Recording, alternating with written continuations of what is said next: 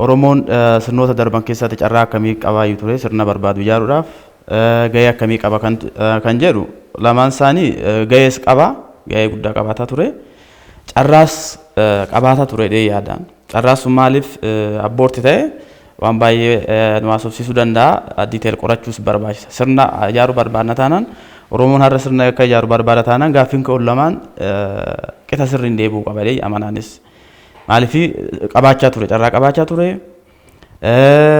gahee guddaas qabaataa ture garuu waan sun hin milkoofne fakkeenyuma akkuma fakkeenyatti yookaan saayinsii siyaasaa keessatti nu yeroo barannu Itoophiyaa keessatti yeroo baay'ee oo xiqqaate yeroo 5-6 ol oguma biyyi Itoophiyaa haaraa biyya haala ammayyaatiin ijaaramte as yeroo 5-6 carraa sirna ammayyaa sirna mootummaa jabaa sirna biyya jabaa ijaaru argattee yeroo adda addaa balleessine jedhama isaan keessatti Oromoon gahee guddaa taphataa turan yeruma Alii Iyyaasuutti kaasnee fudhanne jijjiirama san keessatti gama lachuunu gaheen Oromoo olaanaadha the architect behind the war strategy yookaan immoo tarsiimoo waraana san keessatti gahee olaanaa kan qaban Oromoota waraana san illee xumura kan itti godhan Oromoota waraana sagalee akkuma beektan addunyaa irratti waraana guddaadha waraana san xumura kan itti godhe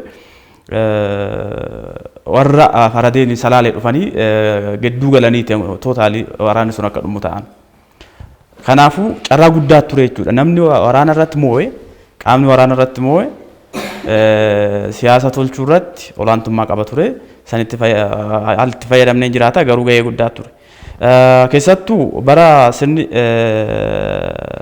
Fidalizimii kufu Oromootaat biyya kana keessa sirna ijaaruudhaaf kan jalqaban yeroo jalqabaatiif paartii siyaasaa dhaabuu kan jalqaban Oromoota Hayilee Fidaa fa'aadha yeroo jalqabate biyya kana keessatti bifa ammayyaatiin kan jalqaban of course san dura kan jalqaban isaanuma Abbaa Gadaa Waaqoo Guutuu faana ala deemanii even kitaaba ambaasaadar yeroo dhiyoo barreessite daanyoo maannaa waan jedhu san keessatti lafa kaa'an yaappa dhaabudhaan dura kan dhufe qabsaa Oromoo tokko nu mariisisee egaa waa'ee bilisummaa Itoophiyaa haasofnee booda deemanii achumaan garuu waan ta'eet yaappan gaba biraatiin uumamee baarota fa'aadha abaawoon otoon uumamin dura adda bilisa baasaa ummatoota cunqurfamoo Itoophiyaa jedhanii kan jalqaban na sirna ijaaruu jalqaban achi deebi'anii mootummaa dargii kan jedhamu akka mootummaatitti mootummaa mataa isaa sirna waan ta'eef kan gadi dhaabanii dhaabaa dargii dhaabanii lafa kaan Oromoota maaliif balbala irra gaanii qofa masaraa mootummaatti akka deebi'an kun sirriitti irra daa'amee ilaalamuu qaba haa ta'u malee garuu dargiin akka lafa dhaabbatu sirni Fidalizimii akka jiku Haile Sillaasee fuuldura dhaabbatanii waraqaa dubbisanii mootummaa irraa kuftee jechuu dadhabanii jeneraalota Oromooti dhaqanii fuuldura dhaabbatanii waaqa kana booda sigaa dulloomte irratti deemanii gaggeessan san hundi kan godhame jechuudha yeroo san ture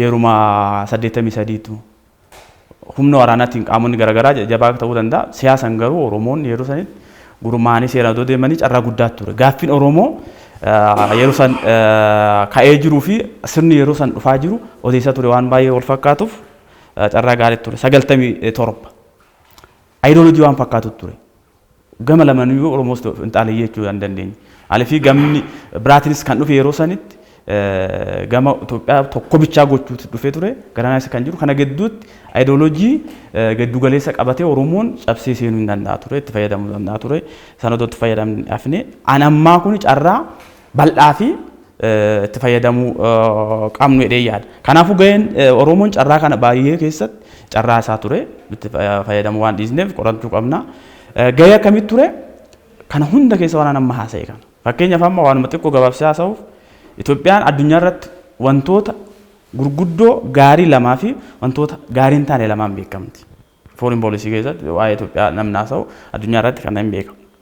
Wantoota maqaa gaariin taane Itoophiyaan ittiin kaafamtu tokko waraana. Itoophiyaan eers beers xorina waraana waliin waan jennu kana qabu. Lammaffaan beela.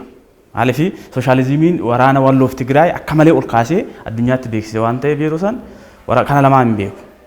Gama biraatiin waan gaarii gurguddoo lama dippiloomaatonni keenya itti fayyadaman tokkoffaan Itoophiyaan biyya harkaan kennine biyya koloniyaalizimii fudhanne biyya yeroo kamiyyuu birmadummaa ishiitiif bootu biyyoota baay'ee ofitti amanan jedhamee beekama. Wantoota kana keessatti gahee isaa jalqabaa qabne hoo ilaalle haga har'aatitti waan kana kan godhan waayizizimii jedhameetuma miti. Akkasumas ka'aniituma namni kaakaa baatoo xaaliyaanii ariina jedhaniiti miti istiraatejii tarsiimoodha.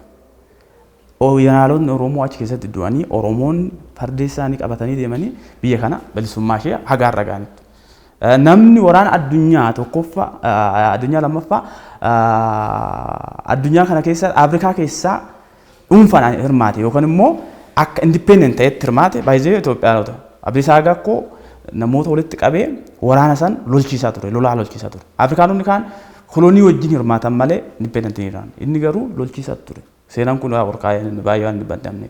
So yeroo sanii jalqabee amma waraana amma ta'aa jiru kana keessatti illee bifa garaagaraatiin hiikuu dandeenya. Garuu jeneraaloonni Oromoo baay'een isaanii gama birmadummaa biyyaatti jedhanii dhaabbatanii lolanii lolchiisaa jiru. Kanaafuu gahee guddaa ture jechuudha. Kana tokko kanaan beekamu. Lammaffaa hoo beekne alaabaan biyya kanaa kan addunyaa irratti ittiin beekamtu atileetiksiidha. Waan xiqqaa mitiinis dippiloomaasii keessatti. Kana hunda kan godhan jalqabaa qabee hamma har'aatitti Oromoota jechuudha. Kanaafuu gaheen Oromoo guddaa ture waan jedhu. Gara gaaffittaan lamaan sadaffaa fi arfaffaatti waan darbe sirna akkamiin nu barbaachisaa? Ugaa shana har'aa waan akkamii ilaalla kan jedhu yaa sirni adeemsa sannaayit seeraan ibsiteerti it is a process adeemsa Itoophiyaa keessatti sirni ijaaramu garuu rakkoo haga har'aatitti ture kana kan furu jechuudha. Sirnoota garaagaraa ijaarnee sirnoonni ijaarnu sun garuu qaama sirna ijaarsan irraa darbuu hin dandeenye. Maaliif rakkoo biyya Itoophiyaa keessa jiru hiikee sirna uummataa ta'uun ijaarre jechuudha. Qaamni dhufu hunduu sirna isaaf ta'u ijaara jechuudha. Kanaafuu waa'ee sirnaa hoggaasofnu sirna siyaasa dinagdee uummataaf ta'u ijaaru jechuudha. Kanaafuu rakkoo Itoophiyaa keessa jiru furuudhaan akka kootitti rakkoo baay'eedha.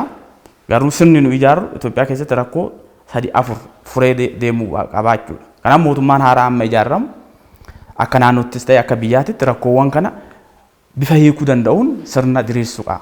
Rakkoon tokko guddaan biyya kanaa Itoophiyaa keessatti ijaarsa biyyaa hunda galeessa hundaaf ta'u ijaaruu dadhabuu keenya.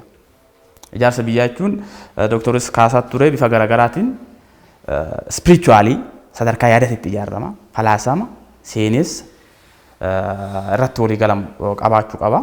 Akka biyyaatitti namni hundi irratti walii galan akka biyyaatitti falaasama, seenessa, yaadrimee ilaaf ilaamee sirna naamusaa uummata biyya sanii bakka bu'uun qaban yeroo ta'e jiguun nafu caaseffama qabaachuu qaba. Sirna mootummaa sirna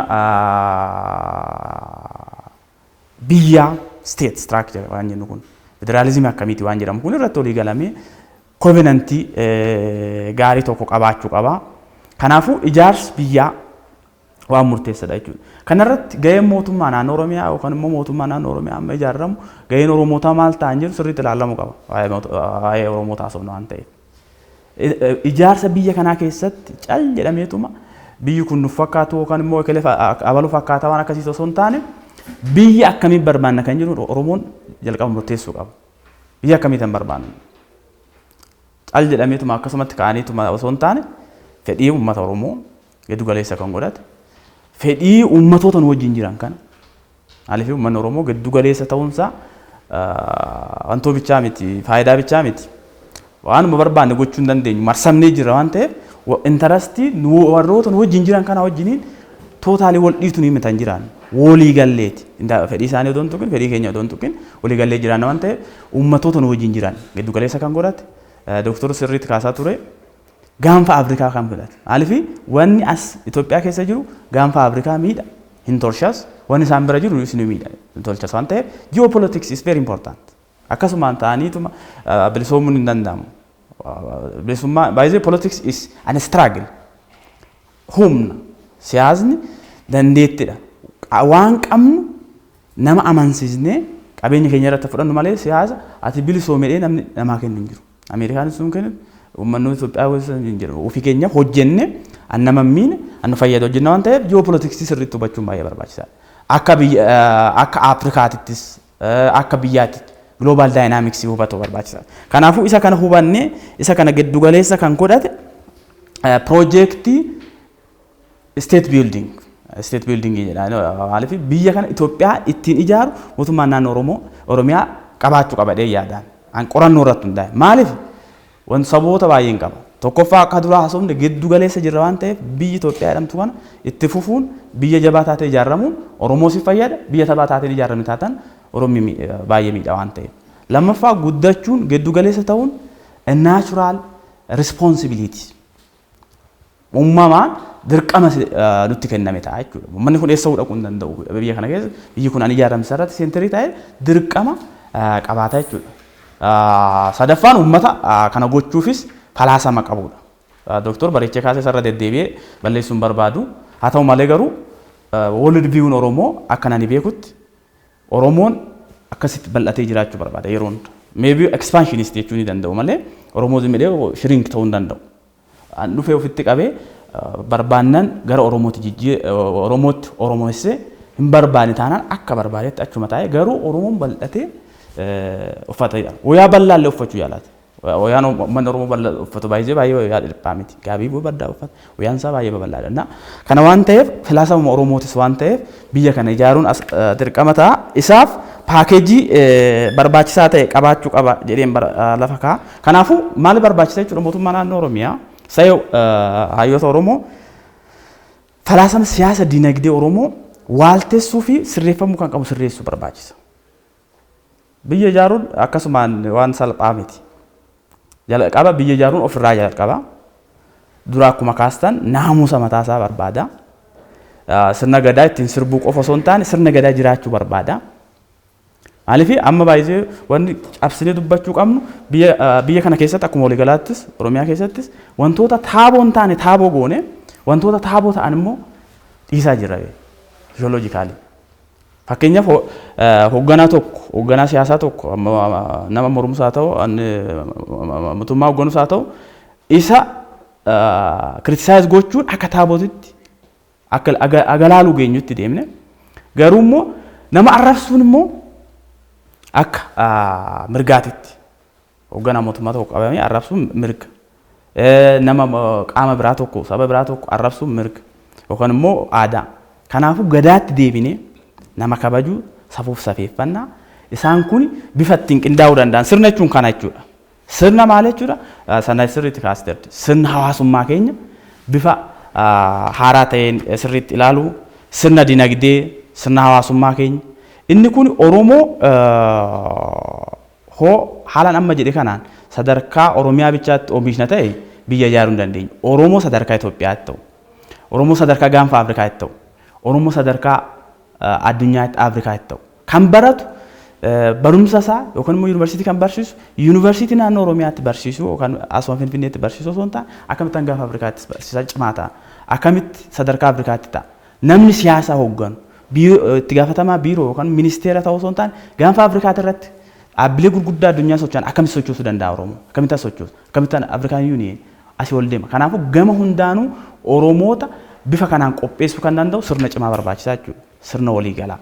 Kanaaf akka kootti sirni adeemsa waan ta'eef mootummaan naannoo Oromiyaa isa kanarratti xiyyeeffannoo godhu waliigala siyaasa dinagdee Oromoo bifa seenessaatiin haa ta'u bifa falaasamaatiin bifa caaseffameen riifoormii gochuudhaan jabeessee ilaalcha biyya ijaaruu keessatti piroojeektii ijaarsa biyyaa Oromoo kana jechuun baay'ee not for bad for good akka biyya kanaa fi akka addunyaadhaaf taatutti Itoophiyaa ijaaruudhaaf Oromoon garuu piroojeektii mataasaa sirriitti qindeessuu qaba jedheen amana galatooma.